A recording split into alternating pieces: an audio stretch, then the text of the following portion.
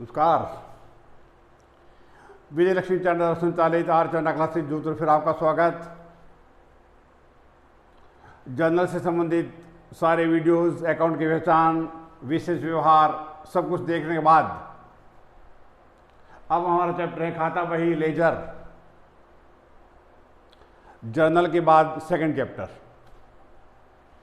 खाता बही लेजर। इसको कहा जाता है लेखाकर्म का सेकंड स्टेप। इसको वर्गीकरण भी कहते हैं और खाते खोलना भी कहते हैं। इस पुस्तक को कहा जाता है प्रधान पुस्तक, प्रिंसिपल बुक। तो अगर एग्जाम सवाल आ जाए कि खाता बही का आधार क्या है, तो खाता बही बनती है जर्नल से, तो आपका आंसर होगा खाता बही का आधार जर्नल है। सेकंड, खाता बही में सभी खाते खोले जाते हैं, यह सभी खाते खोले जाते हैं। नंबर थर्ड, खाता बही के दो नाम हैं, लेखाकर्म का सेकंड स्टेप वर्गीकरण, या इसी को बोलते हैं प्रधान पुस्तक।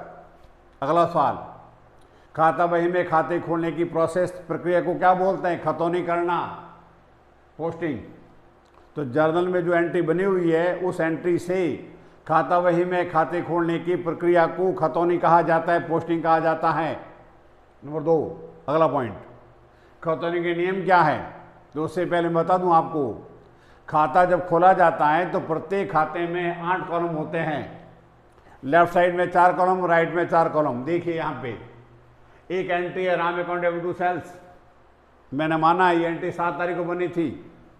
मैंने ये भी माना है कि जर्नल का पेज नंबर 71 नहीं, पेज नंबर जर्नल का मैंने माना है 71। ये खाते का फॉर्मेट है। मैंने 2 खाते खोले, राम का पहला अकाउंट, दूसरा सेल्स अकाउंट। पहले आप खातों को समझ लीजिए।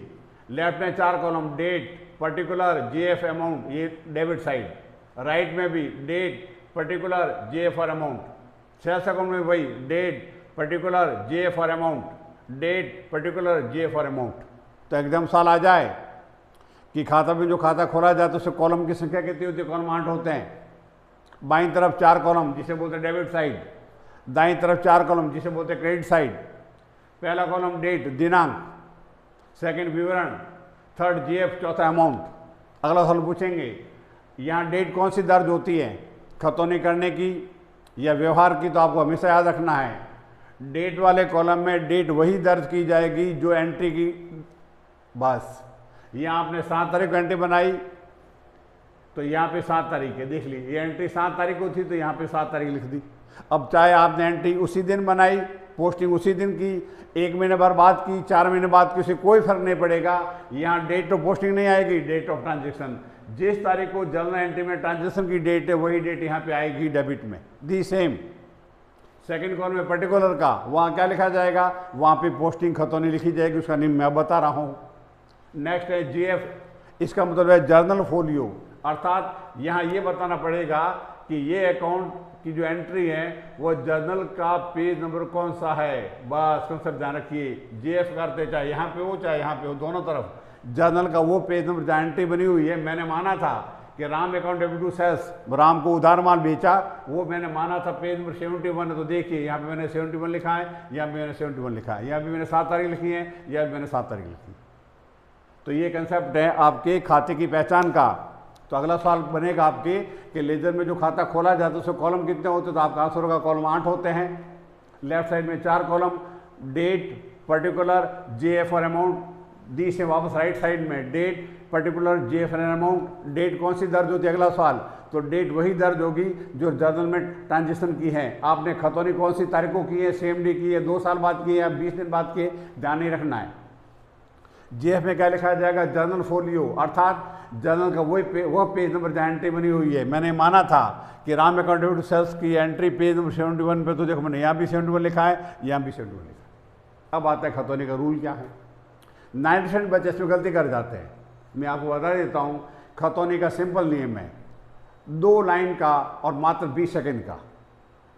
जर्नल एंट्री में जो खाता डेबिट हुआ है, खतौनी की अमाउंट उसके डेबिट में। ध्यान से सुनो, जर्नल एंट्री में जो अकाउंट डेबिट हुआ है तो खतौनी उसके डेबिट साइड में, तथा सेकंड, जर्नल एंट्री में जो खाता क्रेडिट हुआ है तो अमाउंट उसके क्रेडिट में, तथा नाम हमेशा उल्टा।